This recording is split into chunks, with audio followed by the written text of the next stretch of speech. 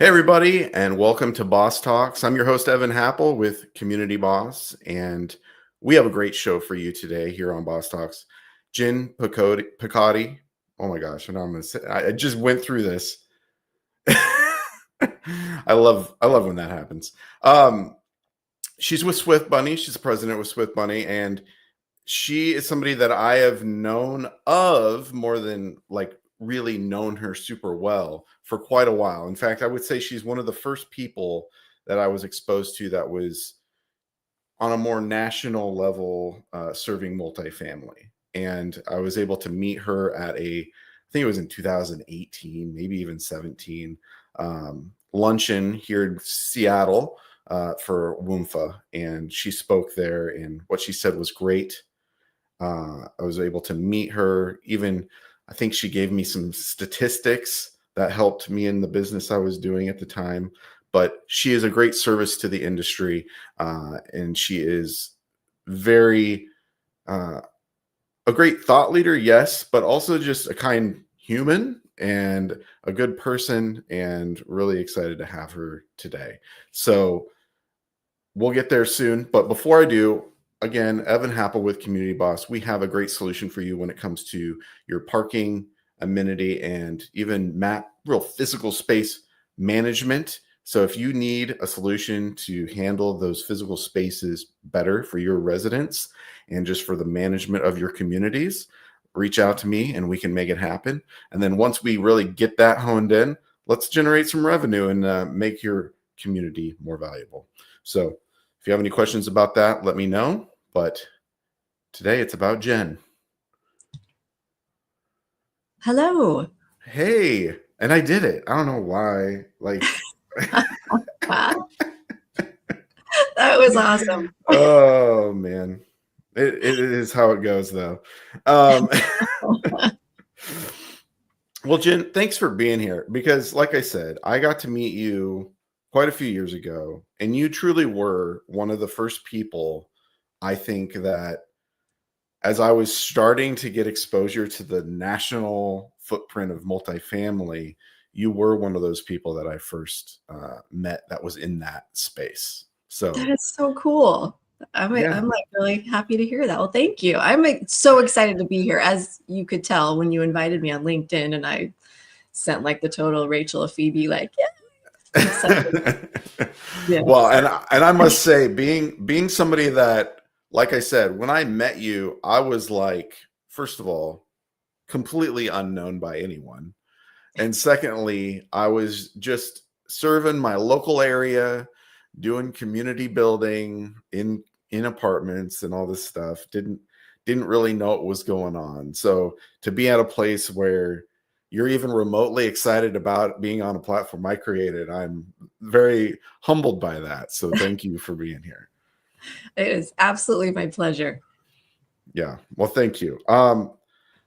We'll get into all the topics that you are passionate about shortly. But before we do, there are some of those questions I like to run through with all my guests. And so we'll do that first. First one is the topic of parking. And now I know you are all about the statistics and surveys and polling and finding out what's going on at the community level.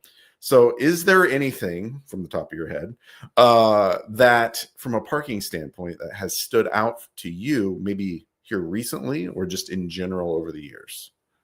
Oh my gosh, parking has always been, and as far as I can tell, will always be one of the top complaints for residents.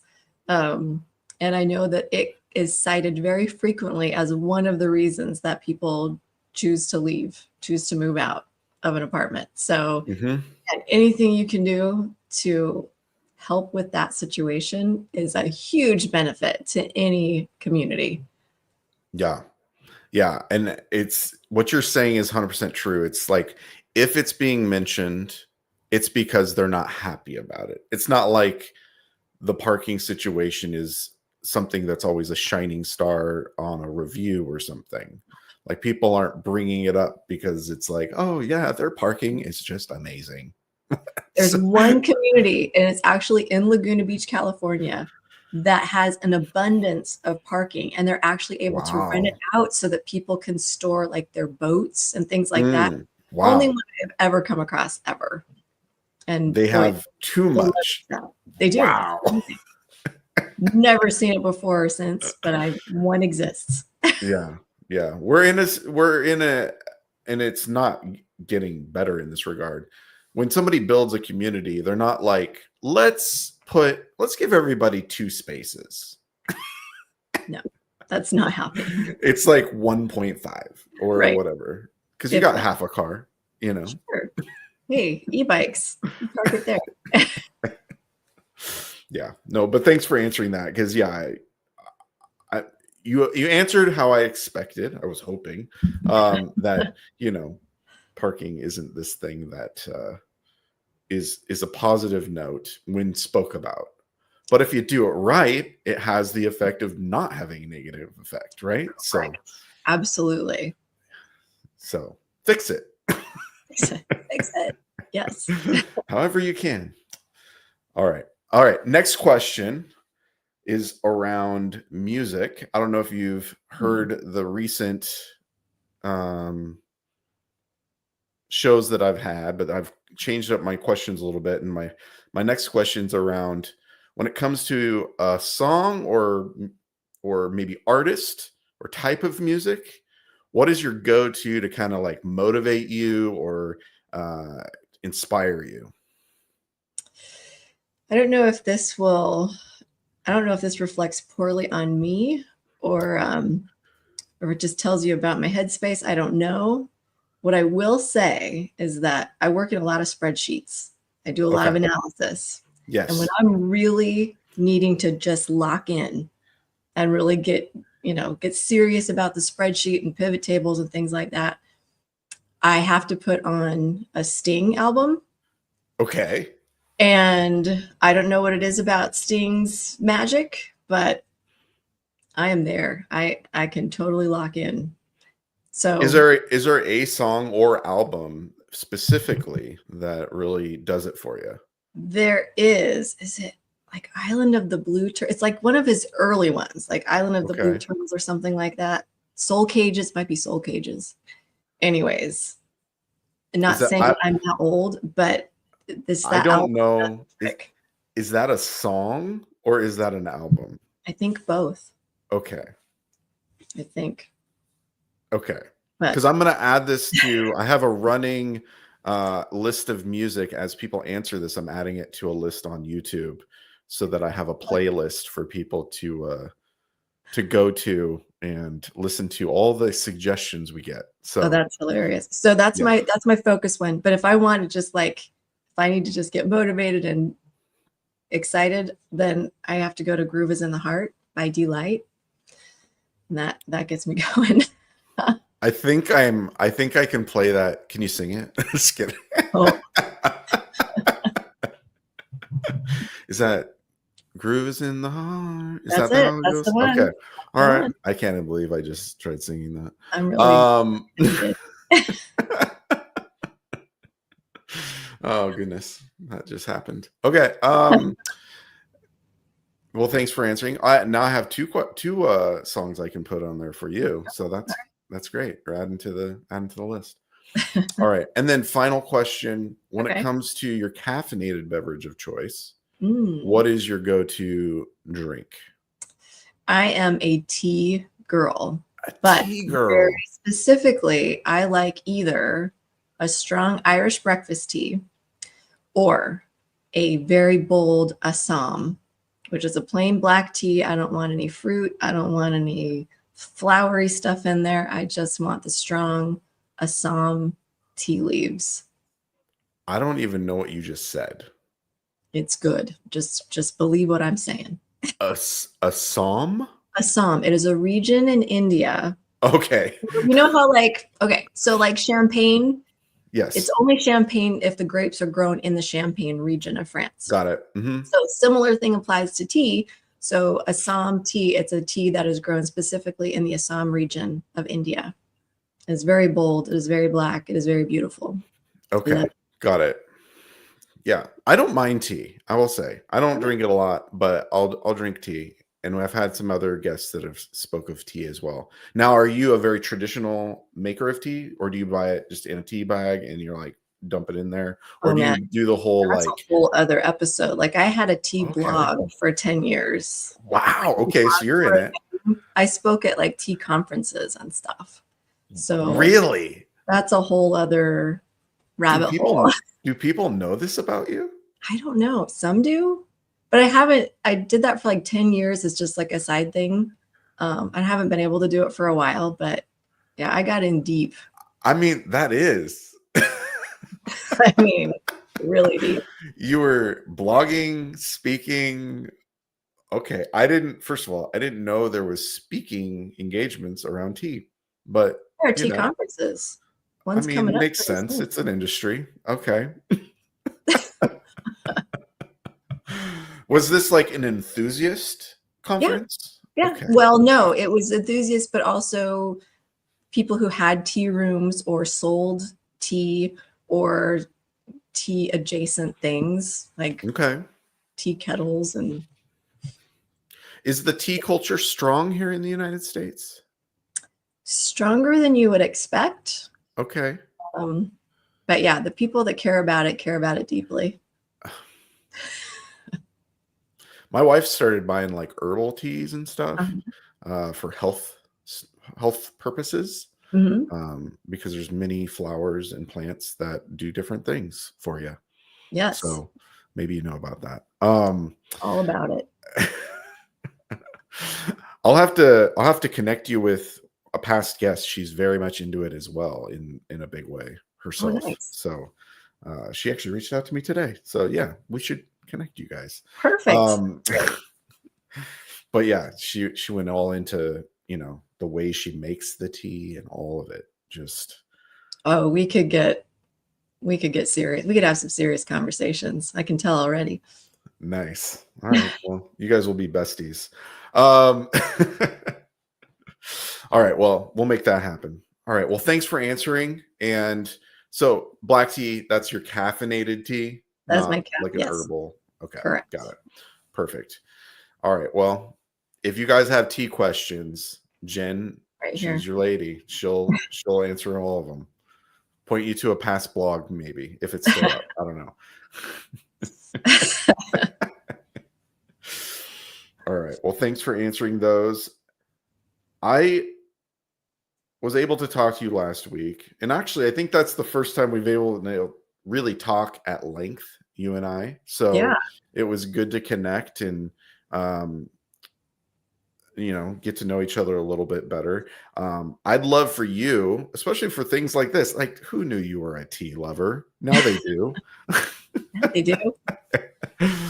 But I'd love to just go into a little bit your history in the industry, how you jumped into this and how you got to where you are, because you did start more on the industry side, like property management side of things, but eventually made your way to where you are now, which sounds like you found your home in all things data and spreadsheets and the like. Yeah. It's, everyone makes the joke about how no one wakes up one morning and is like, someday I want to be in property management. We tend to find our way here through different things. And that was the case for me. My husband and I got married. We moved from Boise, Idaho to Orange County, California. No jobs, no anything. We're just like, let's go to California and make our fortune, whatever.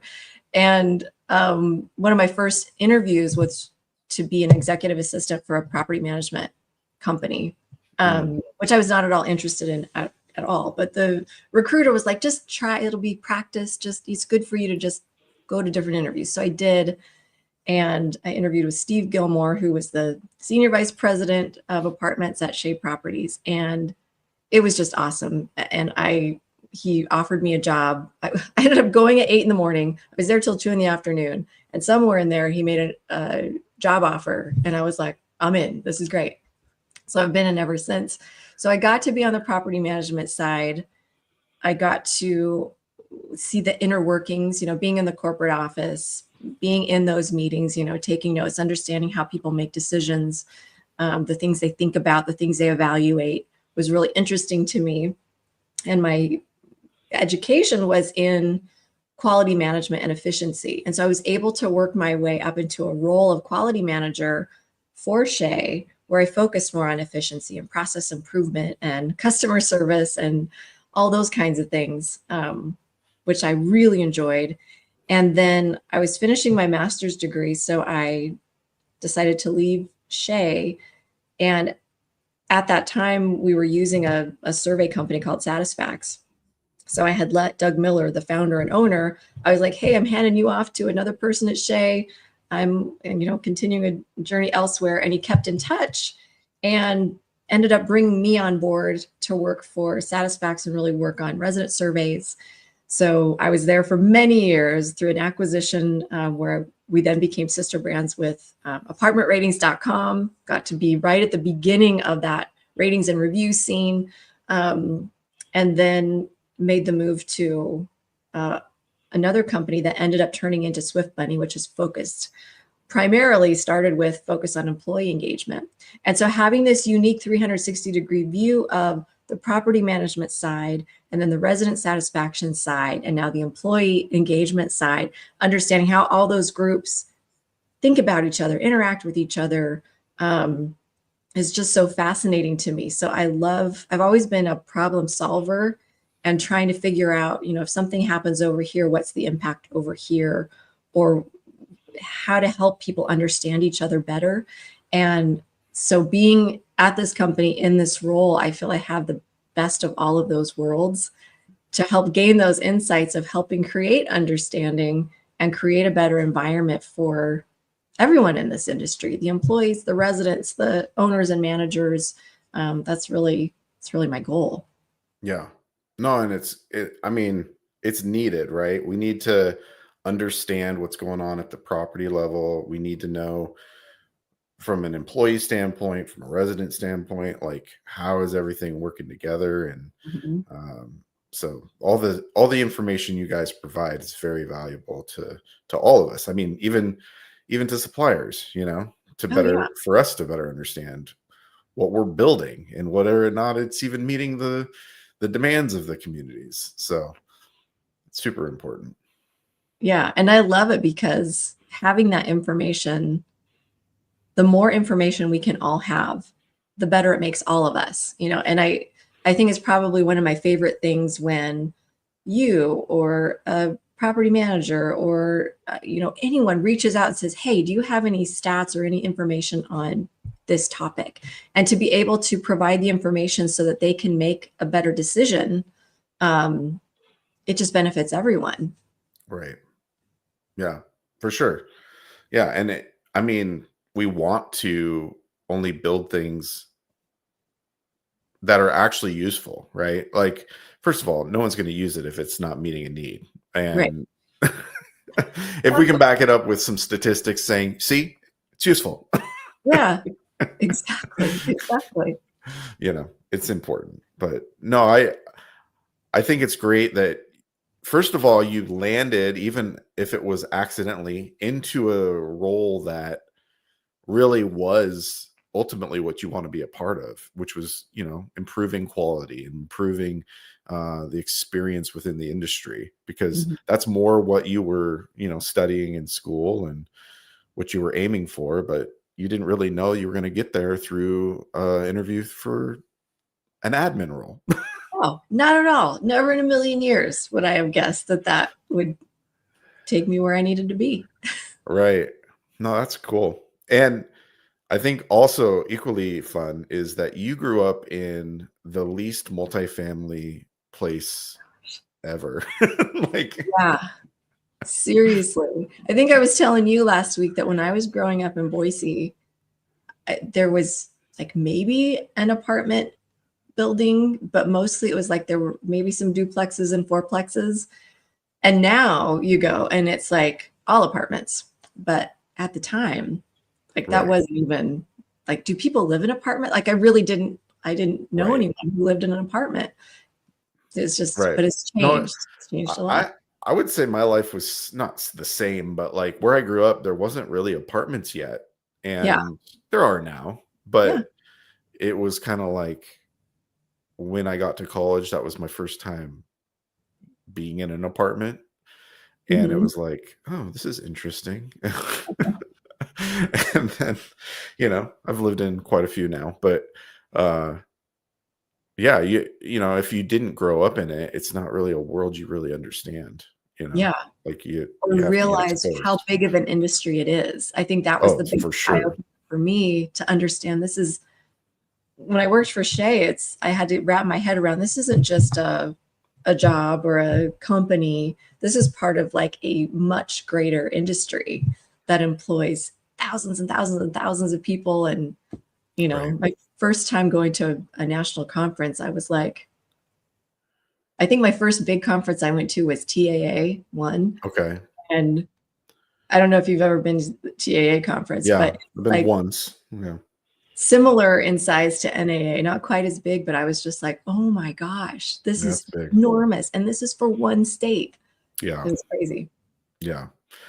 Yeah, apartment industry in Texas is no joke. That's for sure. You have TAA, but then you under that then have Dallas and Fort Worth and Houston and Houston and Austin and yeah. San Antonio, all having their pretty big Yeah. associations. Yes. It's amazing. Yeah, yeah, it's pretty wild. Florida is similar, probably Mhm. not as big, but very similar. Yeah. Yeah, I've always been surprised California isn't really like that. I mean, it has a Cal lot of apartments, but it doesn't has really a lot of have. apartments. They're California is just an interesting place. Everyone in California, they like to think that they're unique and special, which they are. Absolutely. Um, but I think it's difficult. They have a harder time for whatever reason to really get everyone together and say, okay, how can we collectively um, work together and not focus so much on the differences between the different either counties or parts of the state, but more about how can we do this across the board and move us Uh-huh. all forward. I think they've been doing a lot more recently, but that's always cracked me up where it's like, all right, there's a lot of smaller organizations that are very dedicated and they do wonderful things within their local communities. Um, but from a statewide level, it's just a different animal. Yeah, yeah, yeah. I've constantly wondered, do I not understand? No, it's just the way it is. It is. It's you would think it'd be just like Texas or Florida in the regard of like having such a hierarchy and it's kind of Mhm. interconnected and all this stuff, but it really isn't. No, it's just different. Yeah, yeah, very strange. All right, well, I want to jump right into kind of the topics that you've mentioned are what you're passionate about. And as of late, communication, as you shared with me, has really been something. And I saw that after we talked, you made a post kind of I about the did. You topic got helped itself. me crystallize a lot of those thoughts. Yeah. So maybe just go into, I mean, what you put is listening is more than half of the communication equation. Yeah. So maybe run through that and then also just those three different types of communication when it comes to organizations and things. Yeah. I think I think that's why I enjoy what I do so much is we are providing surveys, but what we're doing is we are inviting organizations to listen to what their employees have to say because so often it's easy to hear the one person or the loudest complaint. And it's easy to just fixate on that and say, oh, that must be a big problem because it's so loud. They're saying it so forcefully. We need to Mm, deal with that. right. Instead of looking at the bigger picture and collectively saying, what's going on with the group? How is the group Hmm. feeling about this?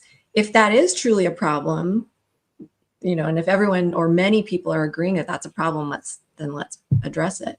Um, but the survey process is really about listening and getting that feedback to find out what is working really well and what is not working as well and what is really frustrating that we can address. Companies can't solve every problem. They can't give everyone $1 million salary, as much as we would all love that.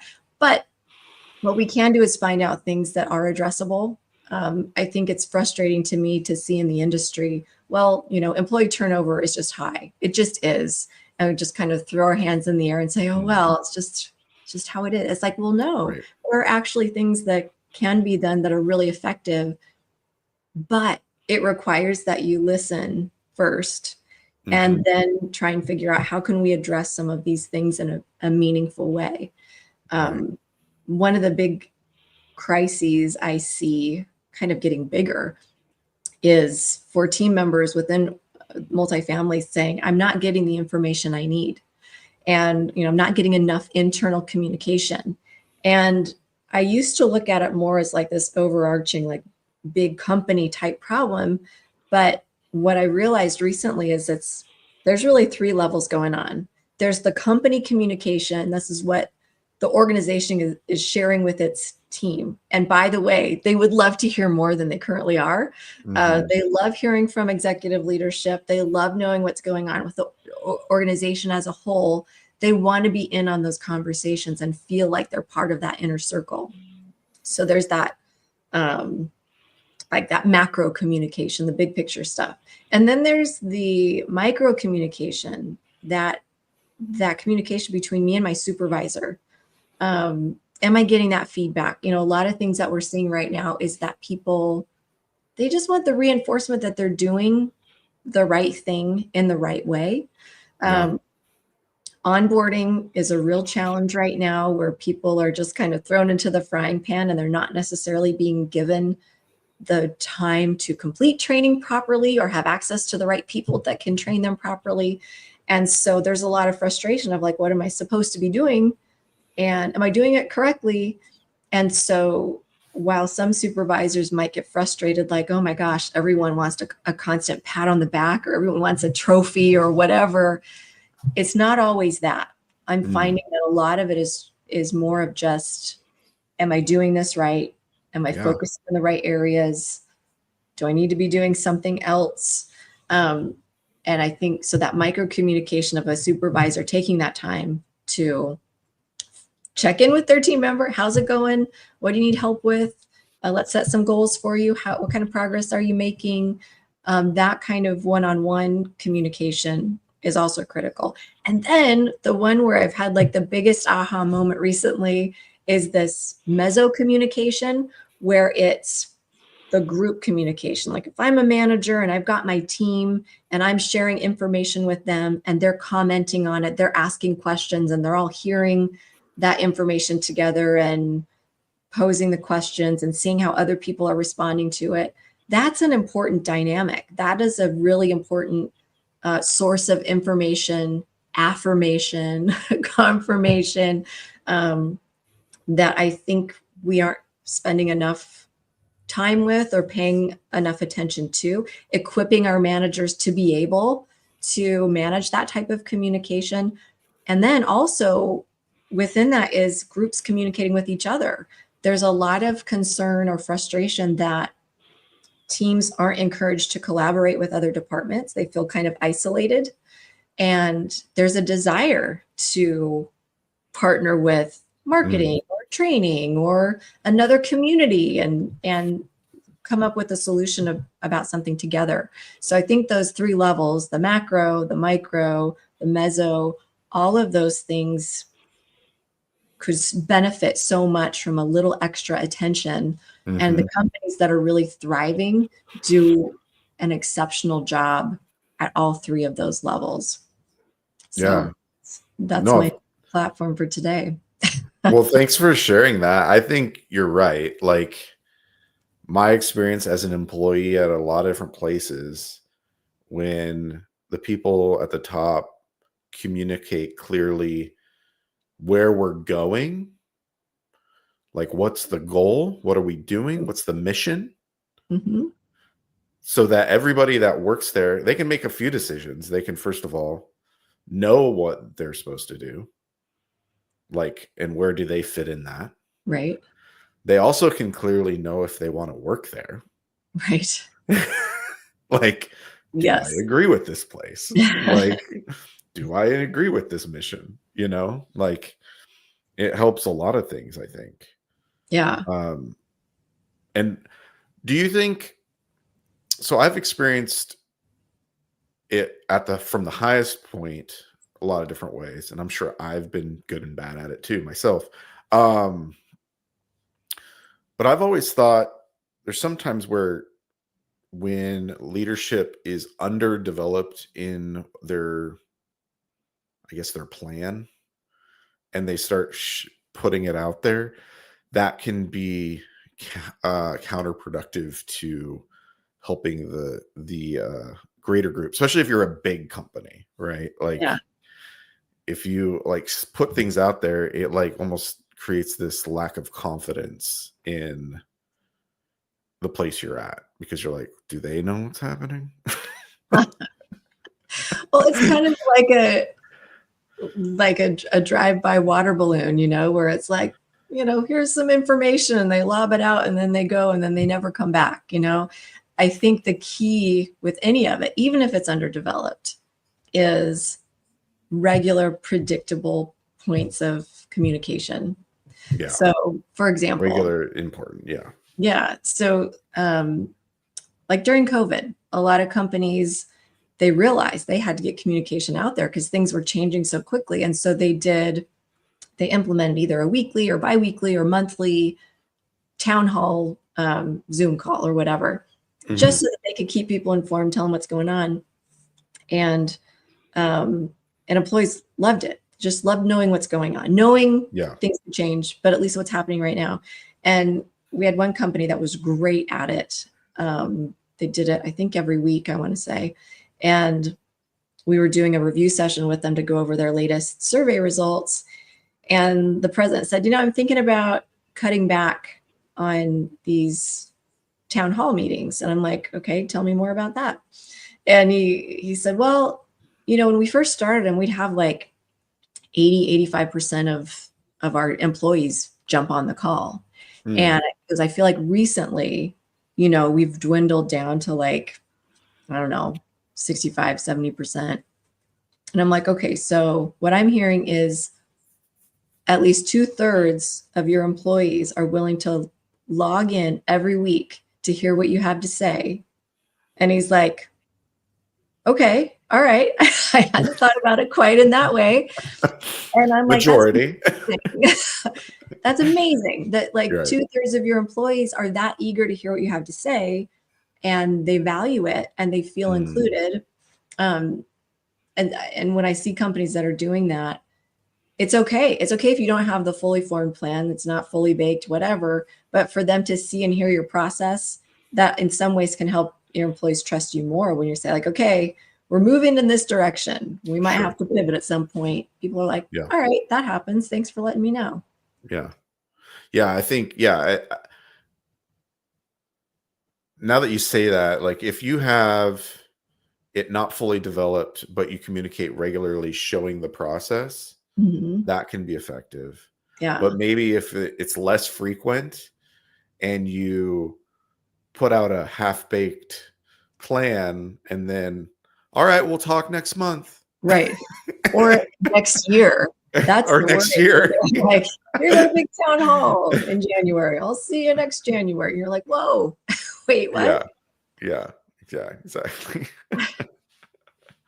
Well, and I think, obviously there's the next rung when it's kind of like amongst from your manager to the people that are under you. Obviously having clear expectations and all the things that lead up to the, the higher level goal and mission. But yeah, the idea of what's it called? The mezzo. Yes, the mezzo communication that you said you're coining that, right? Well, no, I saw that it was an actual thing, but I feel like, I'm bringing it back, bringing back the You're mezzo. bringing it. Okay. All right. Bring in the mezzo. Yeah, there's a lot of layers to that too, I think. Especially in the wake of so much remote work, it's really easy to miss that part. Yeah. How do you think we can do better at that? Well, I was speaking at a leadership conference in Texas in December, and I asked the group, how many of you, they were all managers that were there. And I said, okay, how many of you do a regular staff meeting, whether it's once a week or once a month or whatever? And out of a potential, I'll say 50 teams that were in the room, maybe 3 managers raised their hands. So that's where we have to start. We have to start with a manager deciding, I'm going to bring my team together on a regular basis, whatever the frequency is that works for your team. And it doesn't have to be super formal. It doesn't have to be, this huge thing, but it can just be a 15-minute, hey, let's touch base. Here's what our goal is for the week or month. Here's some projects that we have in play. Here's some news from corporate that we just heard, whether it applies to us or not, but it's just, company information. Does anyone need any support or help with anything? And just kind of, so-and-so's going out on maternity leave next week. Thanks for shuffling around, just having that kind of internal communication so that the team's all kind of generally on the same page and can ask questions, can ask for help, can provide input where needed. I think starting there, and you can do that in person or you can do that remote, to start building bonds, because relationship happens through experiences. And you can only have experiences when you're having those connections, and it doesn't have to be in person. It's nice when it can be in person, but if you can just have those connections, see people's faces, see their expressions, hear them laugh, see them roll their eyes, get to know each other's personality, that's where we start to weave those threads of connection, understanding, inside jokes, and that's where we start to learn to trust each other a little more, rely on each other a little more willing to ask for help, all of those things. But it requires the effort, and that typically falls on the manager. Yeah. I think it's so important to do what you're saying, to build in, as a group, we talk about business, but also like, how do we got to know each other to build trust.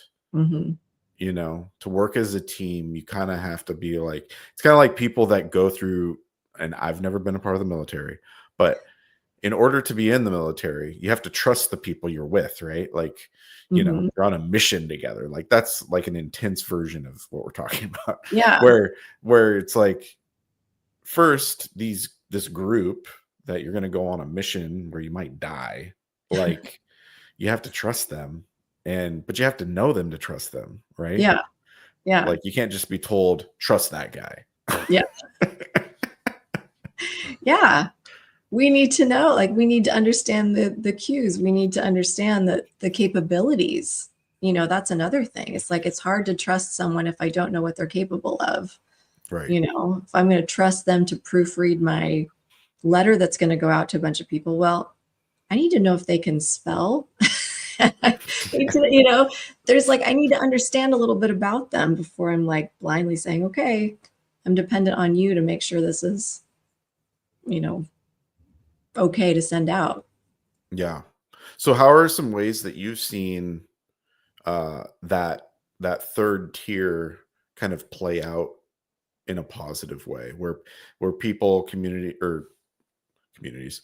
companies have done a good job of like bringing forth, especially in more of a remote setting, even in community property management. People physically work at places, but they are a part of bigger teams that are not next to each other, right? So like, there's always this element of remote, and regardless if it's at your house or at a location, everybody's kind of scattered.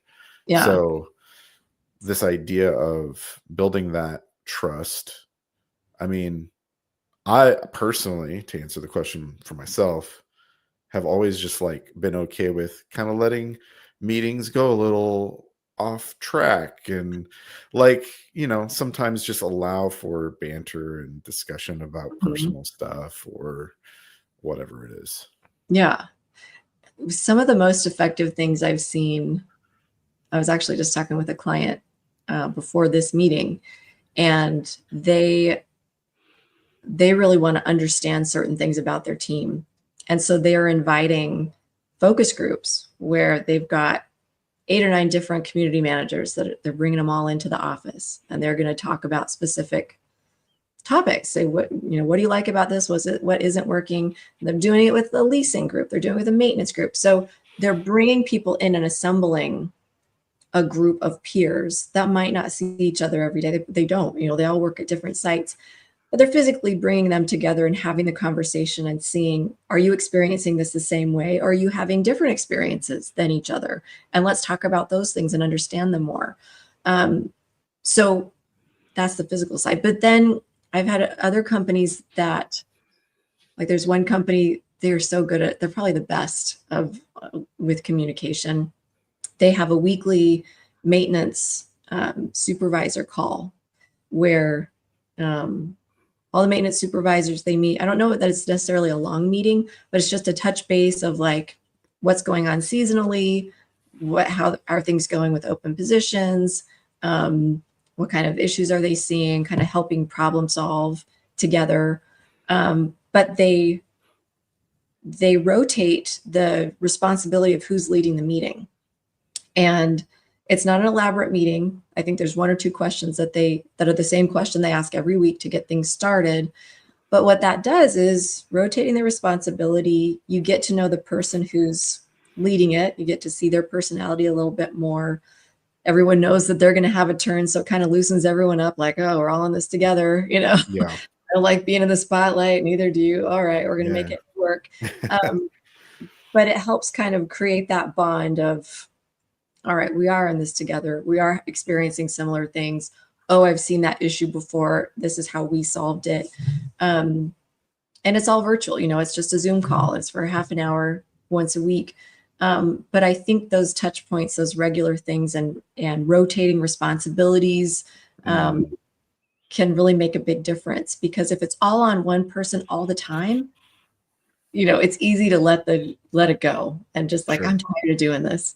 But if you can find different ways to get more people involved and invested, it tends to have longevity and it tends to have more meat to it, because more people are taking ownership at some point, and really want to do a good job. Yeah. I can agree with that.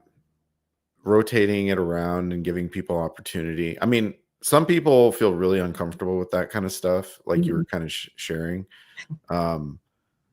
But I think it's good. It's okay to be a little uncomfortable, like to work through that. You got to be able to be put into some situations that stretch you a little bit sometimes. And that's where micro communication comes in, because if someone's really like, I cannot do this, I will throw up if you force, have those conversations, and then you can make adjustments. But to create an environment that's like a safe, supportive, hey, we're all reading the same script, so it's not on you to figure out what we're going to talk about or whatever it is. You can help people move toward it, and take it case by case. Yeah. I mean, I've been in a lot of companies where, it was you just had to. You were going to speak in front of the group, and you didn't really have a say in the matter. So there's always better ways to approach it than forced, I think. But but I think it's good to give people opportunities to speak and share their experience and learn from each other. Absolutely. Yeah, definitely. Well, is there anything else? And then side note, mezzo, when I looked it up, I think this is fun. It meant broth, which is kind of like, to me, this opportunity to like soak it all together. Like the broth is what brings all the other ingredients together. And I think that layer kind of can do that. Like it's helping bring the team together. It helps, solidify the soup. I like it. It's perfect. Yeah, because I was having a hard time understanding what you were saying, and then I looked up and it gave me a food, and I was like, all right, I can do food. Understand food. the broth. It's broth that's bringing it all together. I mean, broth is important. It's, It is important. can be the tastiest element. Yeah. All right. Well, thanks for sharing that. And for those that didn't see your post, make sure you link it below this so they can kind of dive into how you kind of went through each of those elements more in depth. I will do. Yeah. All right. And then the next thing that you brought up was being a voice in multifamily. Now, are you talking about yourself or are we talking about anyone? I think all of the above. Okay. Because I remember first having the opportunity to speak at a small conference and then a bigger conference and being invited to be on a panel with, people like Lori Snyder from Red Peak or, different people that I had seen on stage, I had learned from, and then to be able to contribute with them was a pretty cool experience. And I think in talking with some other people who have done a lot of speaking in the industry, like Lori, like Lisa Trozine, like Valerie Sargent or Ramel Anakin, people who have been at it for a while, one of the things that tends to always come up in conversation are where are the up and coming voices? There are so many people in our industry that have such amazing backgrounds, such amazing stories, but they kind of feel like, well, who am I to raise my hand and say, listen to me? So I love, and I was telling you this last week, I love the fact that you have this platform and you do bring people in who maybe aren't, up on stages yet. Maybe, they're a leader in their own company or in their own market. And you give them a voice where they can share their amazing experience or their amazing journey. And those things are really valuable. So I think the main invitation here is to, first of all, acknowledge you have something to say. You have a story to tell. And don't be afraid to reach out to other people in the industry, people that you have seen on stage or on podcasts or in webinars, and get to know them and talk about what you do have to share. And there are calls for papers from pretty much every apartment association throughout the year. And be brave. Reach out to someone and say, hey, I want to talk on this subject. Do you want to submit a proposal with me on this topic? And you will be pleasantly surprised at how many people say yes to that because they're excited to contribute what they have to say. And just put yourself out there. And you might not get selected, the first time or the second time, but maybe you will. And the more practice you get putting yourself out there, the bigger opportunity you're going to have. And we all benefit. We all benefit from learning from each other's experiences. Yeah. No, and I love hearing from a diverse voice, right? Like hearing the same people over and over again, not saying they're invalid in what they're saying, but what it is true is, we're still only hearing from those people. Like the country we live in is very diverse across the board. Like each place we live is different from the other. And where you're managing within even a region is different down here than over there. Like, so your experience can be valuable to those that are around you, but also people that are in similar situations, maybe in a different state but they're doing something similar to you. So,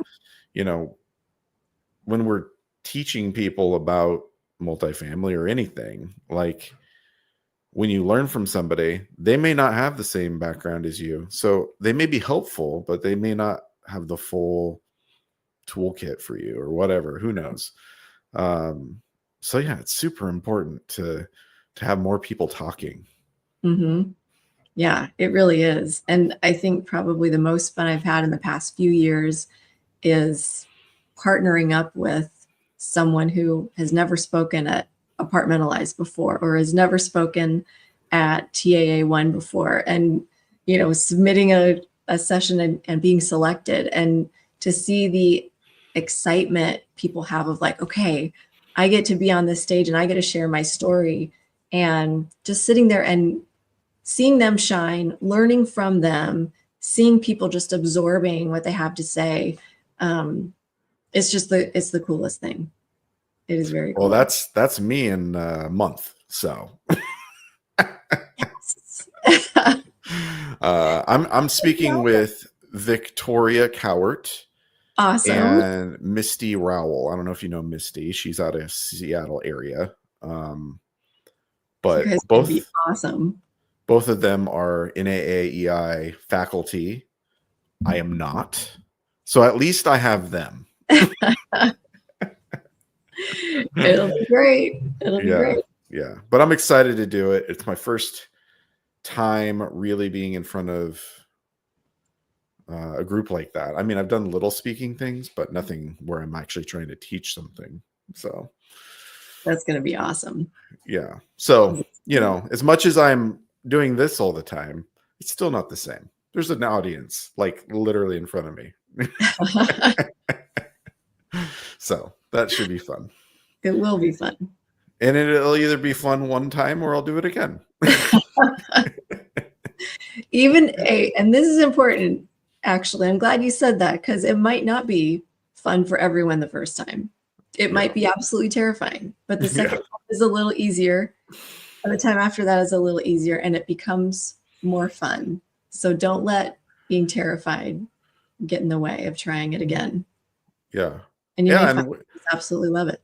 And we're all wired a little different. Like you've said, you being in front of people, that's not too bad. Like you kind of enjoy it, giving a presentation. But if you're in a group of more than 10, 15 people, you're like, I'm good to not talk. I'm just going to hang out, let you guys.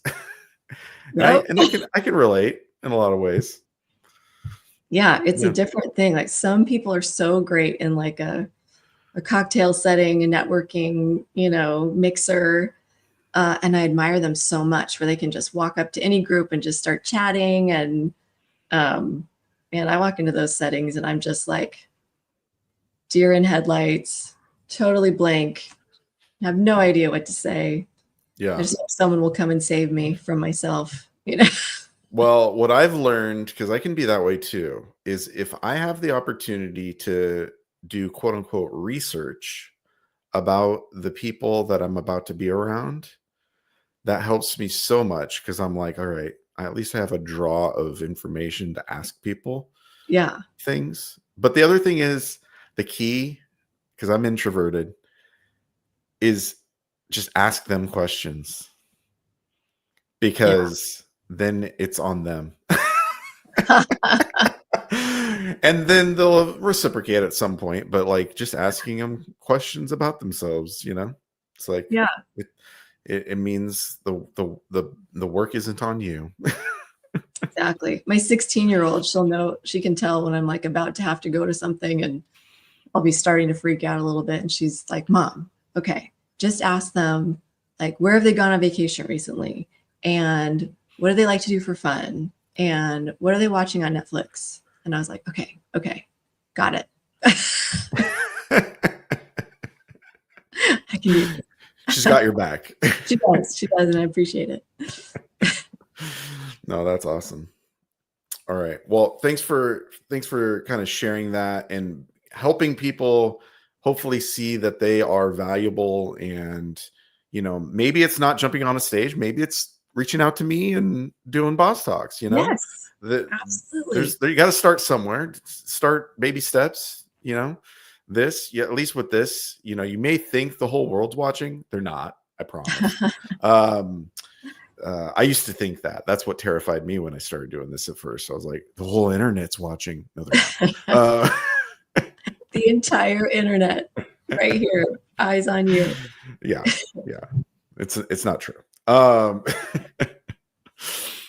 But it is an opportunity to do something a little out of your comfort zone and have fun. So Yeah, Definitely, I like it. definitely take the opportunity. All right, and then the last thing is that I remember when we were talking how much excitement you had for 2025 Yes. and how you're really leaning into optimism and looking at it as a year personally, at least, that it is something to look forward to. So what are you excited about? I am excited about connecting with people this year. Um, as scared as I can be when I go into a networking situation, I think about I've been in this industry for 25 years, and I've had a lot of amazing milestones in this past year. My 25th wedding anniversary. I just turned 50. Um, my family's healthy. Like I see a lot of things that is just like, wow, life is good in a lot of ways, even if there's so many other things that I can't control around me and the environment that might be scary or unsettling. Um, I am just excited about this year and connecting more with the people that I might run into at different conferences or I might see on LinkedIn, and just really getting to know the individuals, because they do have a cool story to tell and I want to know what it is. And so I have been really focusing a lot of reaching out to people on LinkedIn and saying, hey, do you have 30 minutes to just chat? I would love to get to know you a little bit better. And it has been so incredibly pleasantly surprising the number of people who say yes. Like, Mm, yeah, absolutely. And I'll have a phone call with someone who I've seen everywhere for so long, and I get to actually learn about them personally. And it's been so fun. And it's not easy. Like, reaching out is scary, and I yeah. don't want to be rejected, and I don't want to be ignored. I don't want them to think I'm selling them something. I really just want to get to know them. And um, I think the more we can be connected and support each other, share information, it makes us all better. Yeah. And so that's my goal this year. So be on the lookout. I might be connecting with you on LinkedIn and asking you for 30 minutes. Yeah. No, I'm glad I got my 30 minutes. So, We had 30 minutes scheduled and we talked for over an hour. It that's was true. great. We really did. I'm really bad at that. I'm like, when they sign up for half an hour, I'm like, oh yeah, there's a clock somewhere. I don't I But need to it be was better. so fun. It's like, Yeah. it's I good. should probably at least check in with people. Are you good? Do you only have a half hour to talk? Because if not, I probably am gonna take your whole day. No, I'm just kidding. Uh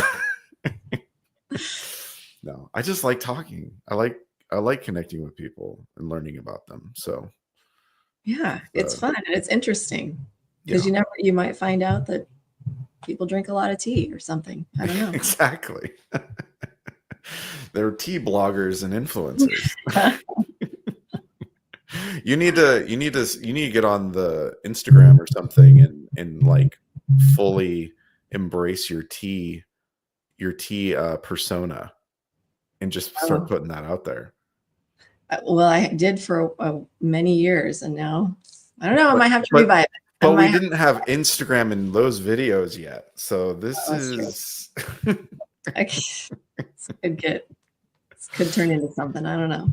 yeah. No, I'll be watching for it. Well, Jen, I really do appreciate you jumping on with me.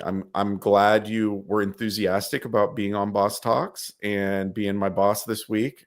I really do appreciate you authentically excited about that. And I was thrilled. I'm so happy to be a part of this. So thank you. yeah, absolutely. Well, and super excited now to be able to invite you to the Boss Brunch at NAA and Las Vegas this year. Oh my It's going God. to be Wednesday, and anybody listening, you're invited too. So just reach out to me so I can get you on the list. We're going to have it at the Museum of Selfies there on the Strip Great. How at fun. at Vegas. And so it's going to be quite a few hours. We're advertising a certain amount of time because we want to stay within the guidelines, but it'll be there open because we paid for a certain amount of time. So it is what it is. But it's going to be fun. Come take a Sounds selfie, like a put on your blast. boss chain, grab some food, get a coffee. It'll be good. we're going to have some good networking and just overall good time. So sounds like a plan. Yep. So looking forward to having you there. But just like Jen jumped on to Boss Talks, and like we've said earlier, this is an opportunity for everybody to share their story and to share why they're a boss. And it doesn't matter if you are a boss in title. You might just be kicking butt at what you're doing and passionate about the work you do and the leadership that you provide in your role. So I want to know your story. Jen wants to know your story. Everybody else wants to get to know you and be introduced to you. So jump in, let's make it happen, and we'll make you the boss of a week coming up. So let's do it. But thanks for watching episode 120 of Boss Talks, and I'll see you guys next week. Thank you.